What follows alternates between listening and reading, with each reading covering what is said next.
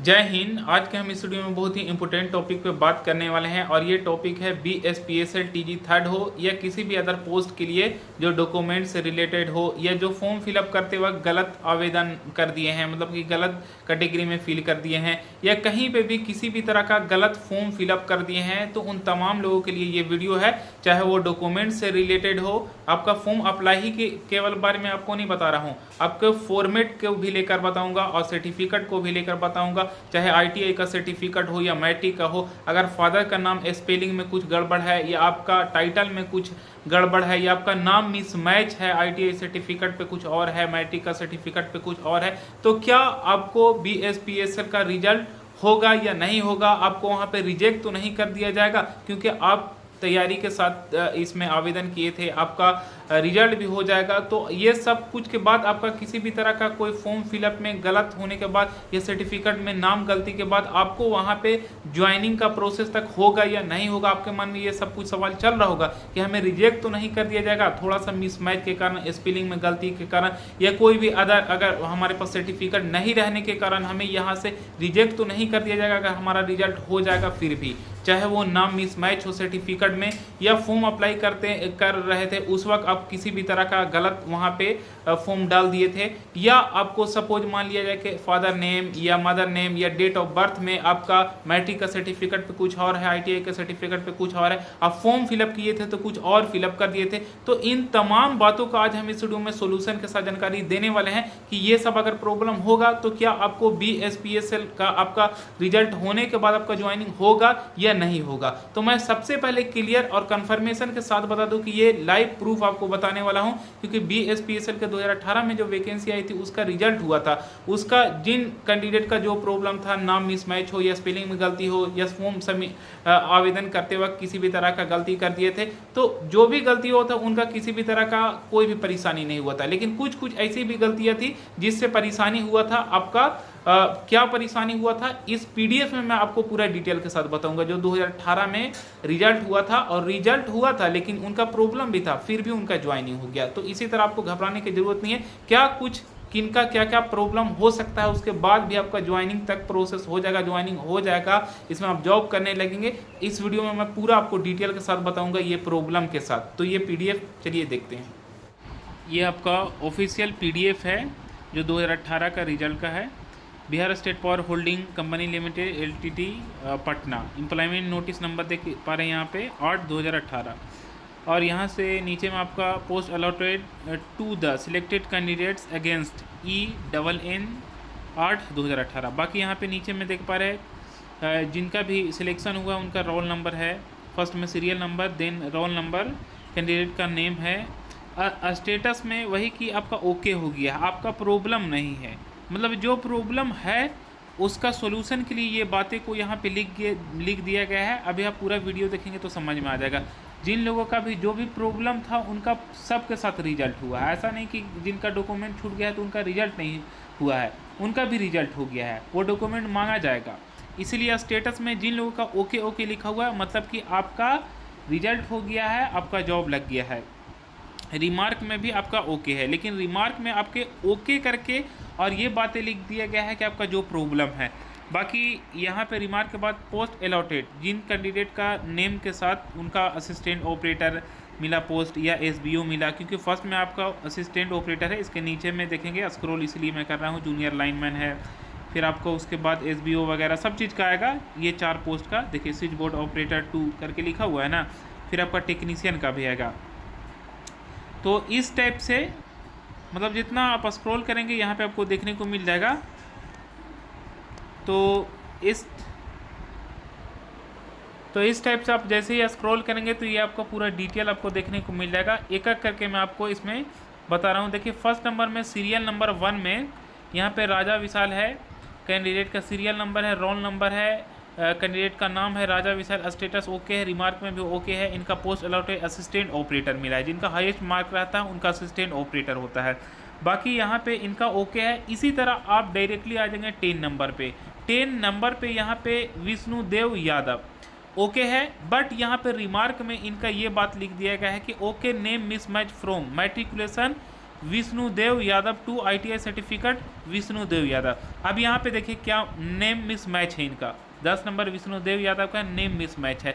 इस जगह पे देखिए कि इनका मैट्रिकुलेशन में विष्णुदेव कैसे था, विष्णुदेव यादव, और ITI सर्टिफिकेट में विष्णुदेव यादव, दोनों में विष्णुदेव ही लिखा था। लेकिन इस जगह पे आपका थोड़ा सा डिफरेंस आपका ये हो गया है सर्टिफिकेट और मैट्रिक में, बस टाइटल नेम में आपका एक जगह पे ई आपका यहाँ पे हो गया है। नेक्स्ट आपका इसी तरह जिनका जो प्रॉब्लम है यहाँ पे, बाकी ओके जिनका है ओके है, किसी तरह का उनका कुछ प्रॉब्लम नहीं है। अब यहाँ पे 20 नंबर में यहाँ पे देख पा रहे हैं okay original ITI certificate wanting, मतलब कि जब ये ऑनलाइन किए थे तो ओरिजिनल सर्टिफिकेट नहीं, मतलब वो डायरेक्टली आवेदन कर दिए हैं, ओरिजिनल सर्टिफिकेट अब इनको देना है। तो यही बातें को यहाँ पे लिख दिया गया है, ओके ओरिजिनल ITI सर्टिफिकेट आपको देना पड़ेगा, मतलब कि 1-2 महीना बाद आपके पास ऑटोमेटिक कॉल आएगा और वो आपको सर्टिफिकेट देना पड़ेगा। नेक्स्ट आपका 29 नंबर में भी यही चीज़ है कि ओके ओरिजिनल ITI सर्टिफिकेट मांगा जा रहा है। ऐसा नहीं कि आपको ओरिजिनल सर्टिफिकेट नहीं है तो आपको रिजेक्ट अभी से कर दिया जाएगा, लेकिन आपको वहाँ पे जमा करना पड़ेगा।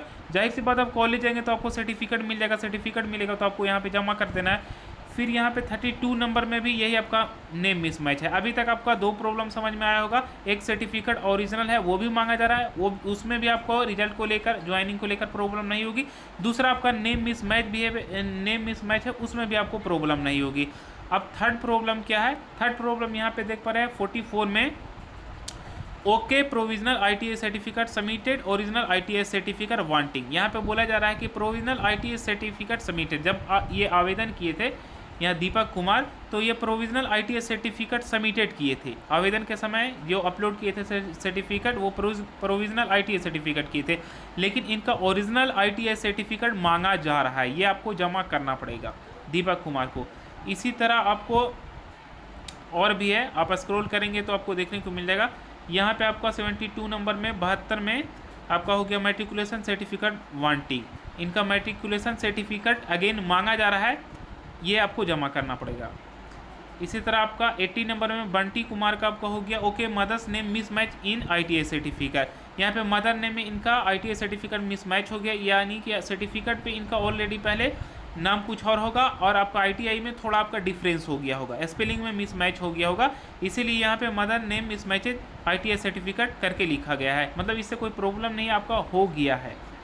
बाकी मतलब मोटा मोटी कहने का मतलब ये है कि आपको ITI सर्टिफिकेट हो या आपका मतलब मैट्रिक का हो, उसमें अगर नाम मिसमैच है किसी भी तरह का तो आपको कोई परेशानी नहीं है, कोई प्रॉब्लम नहीं है। लेकिन आपका यूआर कैटेगरी में अगर फॉर्म फिलअप करते वक्त अगर कहीं पे आपको प्रॉब्लम होता है तो ये बड़ी बात होती है। आगे चल के मैं आपको कैटेगरी के बारे में भी बताऊँगा कि अगर कैटेगरी में आपको प्रॉब्लम होगा तो क्या यहाँ पर देखने को मिलेगा। बाकी यहाँ पर नेम मिसमैच हो गया, कैटेगरी का भी अभी आगे चल के बताऊंगा। यहाँ पे okay provisional ITI certificate submitted, वही बात के अभी मैं आपको जस्ट कर दिया। यहाँ पे भी आपका है सर्टिफिकेट मांगा जा रहा है, मतलब 2-3 चीज़ के मैं आपको क्लियर करके बता दिया। अब मैट्रिक सर्टिफिकेट यहाँ पे वांटिंग है। बाकी 164 में श्रुति कुमारी का देखते हैं okay provisional ITI certificate submitted original ITI certificate submitted, मतलब कि एक प्रॉब्लम आपको 2-3 कैंडिडेट का है। यहाँ पे ऐसा नहीं कि आपका एक ही का यहाँ पे नेम मिसमैच है या ओरिजिनल सर्टिफिकेट एक ही पास जमा नहीं किए हैं एक ही कैंडिडेट, बहुत तरह का यहाँ पे मैं ऑलरेडी पहले आपको इससे पहले भी बताया कि प्रोविजनल सर्टिफिकेट सबमिटेड कर दिए हैं लेकिन उनका ओरिजिनल सर्टिफिकेट यहाँ पे मांगा जा रहा है। इसी तरह आपका 164 श्रुति कुमारी का भी यहाँ पे देख पा रहे हैं कि इनका प्रोविजनल सर्टिफिकेट सबमिटेड कर दिया गया है, बट यहाँ पे ITI का ओरिजिनल सर्टिफिकेट मांगा जा रहा है, मतलब कि इनका आपको ITI का सर्टिफिकेट जमा करना ही पड़ेगा, 1 महीना या 2 महीने के अंदर आपको ये जमा करना होता है। बाकी यहाँ पे ओके इनका भी फादर में नेम मिसमैच हो गया है। अब आपको नेम मिसमैच वाला और सर्टिफिकेट के बारे में बता दिया। अब मेनली चाहे मदर नेम हो या फादर नेम हो या आपका टाइटल में या आपका मेन नेम में किसी भी तरह का प्रॉब्लम है, नेम मिसमैच हो गया तो आपको इससे कोई दिक्कत नहीं है, कोई परेशानी नहीं है, आपका हो जाएगा रिजल्ट ज्वाइनिंग तक आपका क्लियर हो जाएगा। बाकी गरिमा चौधरी का okay original ITI marksheet wanting, इनका भी सर्टिफिकेट मांगा जा रहा है। यहाँ पे नीचे में देखेंगे तो और भी कई तरह का प्रॉब्लम है, डेट ऑफ बर्थ को भी लेकर प्रॉब्लम है।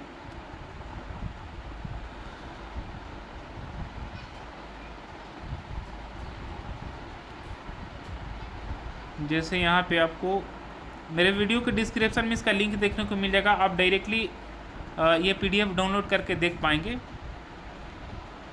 पूरा आपका मेनली आपका सर्टिफिकेट वांटिंग का है, नेम मिस मैच है अभी तक जो मैं आपको प्रॉब्लम बताया, और भी है प्रॉब्लम। अब हाँ, यहाँ पे देखिए 152 में विपिन कुमार का क्या है।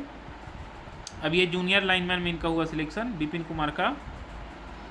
इस जगह पे okay original ITI certificate and non creamy certificate wanting, यहाँ पे ओके है, ITI certificate and non creamy certificate मांगा जा रहा है, सर्टिफिकेट और नॉन क्रीमी सर्टिफिकेट दोनों मांगा जा रहा है। इसी तरह आपका सत्येंद्र कुमार का नॉन क्रीमी सर्टिफिकेट मांगा जा रहा है, क्योंकि आप नॉन क्रीमी सर्टिफिकेट देंगे तो वहाँ पे आपको उसका लाभ मिलने वाला है, आप जो कैटेगरी से बिलोंग करते हैं। इसी तरह नॉन क्रीमी सर्टिफिकेट के लिए एक ही कैंडिडेट का नहीं, 2-3 का, चाहे सद्दाम हुसैन हो, यानी इस जगह पे देख पा रहे हैं 156 में सद्दाम हुसैन का भी यही प्रॉब्लम है, और आपका 159 में सीसू रंजन का भी यही प्रॉब्लम है, नॉन सर्टिफिकेट मांगा जा रहा है, सॉरी नॉन क्रीमी सर्टिफिकेट यहाँ पे मांगा जा रहा है। सर्टिफिकेट है रिसेंट, और विपिन कुमार का है रिसेंट क्रीमी सर्टिफिकेट वांटिंग। जैसे यहाँ पे मैं आपको 171 में विपिन कुमार का क्या है कि okay recent creamy certificate wanting, इससे मतलब ये समझ में आ रहा है कि क्रीमी सर्टिफिकेट का एक डेट होता है, उसके अकॉर्डिंग आपको जमा करना होगा। अगर ये डेट एक्सपायर कर गया होगा तो ये आपको नहीं लगेगा, इसीलिए आपके पास वक्त है तो नॉन क्रीमी सर्टिफिकेट ऑलरेडी पहले आपके पास बना के रखना होगा, क्योंकि यहाँ पे ये बातें लिख दिया गया है okay recent creamy certificate wanting, मतलब कि इनका डेट एक्सपायर वाला साइज जमा किए होंगे, इसीलिए ये जरूरत नहीं है, इनका रिसेंटली इनको जमा करना होगा नॉन क्रीमी सर्टिफिकेट का। यहाँ तक आप अब यहाँ पे देख पा रहे सुमन कुमार का इस जगह पे okay domicile certificate wanting, domicile certificate भी मांगा गया है। ऐसे ही आप स्क्रॉल करते हुए आएंगे तो बहुत सा आपको प्रॉब्लम देखने को मिलेगा। इस जगह पे देख पा रहे हैं 231 में दीपक कुमार का क्या है प्रॉब्लम, अपडेटेड क्रीमी लेयर और कास्ट सर्टिफिकेट वांटिंग, मतलब कि क्रीमी लेयर सर्टिफिकेट और कास्ट सर्टिफिकेट अपडेटेड मांगा जा रहा है। वही चीज़ अभी मैं आपको जस्ट बताया कि अपडेटेड मांगा जा रहा है, मतलब कि उसका हिसाब से उसका एक्सपायरी के हिसाब से यहाँ पे चाहिए। बाकी यहाँ पे कास्ट सर्टिफिकेट मतलब जो भी आपको सर्टिफिकेट आपके पास जमा नहीं हो पाया वो आपको जमा करना पड़ेगा, चाहे जो भी कास्ट सर्टिफिकेट हो या नॉन क्रीमी लेयर हो, या आपको ओरिजिनल सर्टिफिकेट नहीं जमा किए, ये सब कुछ आपको जमा करना पड़ेगा, क्योंकि ये आपका ज्वाइनिंग के लिए ये आपका PDF में पूरा डिटेल बताया जा रहा है, ये ज्वाइनिंग का PDF है। अब यहाँ पे देख पा रहे name miss match from matriculation, ये भी मैं आपको बता दिया सब कुछ। बाकी इस जगह पे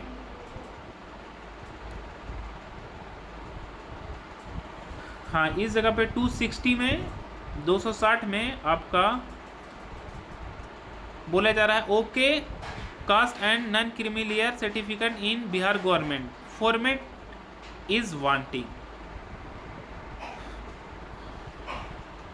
इसी तरह आप जितना भी देखेंगे तो सारा कुछ का आपका डिटेल देखने को मिलेगा।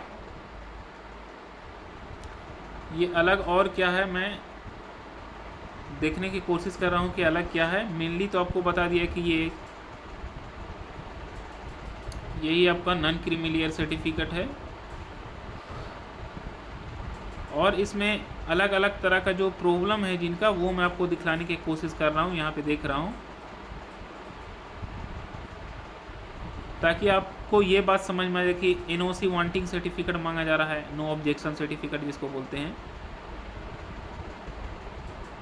यहीं पे आपका मिसमैच का प्रॉब्लम है, मतलब अधिकतर आपका मिसमैच स्पेलिंग में आपको दिक्कत है। यहाँ पे देख पा रहे हैं स्पेलिंग में मिस्टेक इन मदर और फादर, यहाँ पे मदर फादर के स्पेलिंग मिस्टेक है इनका।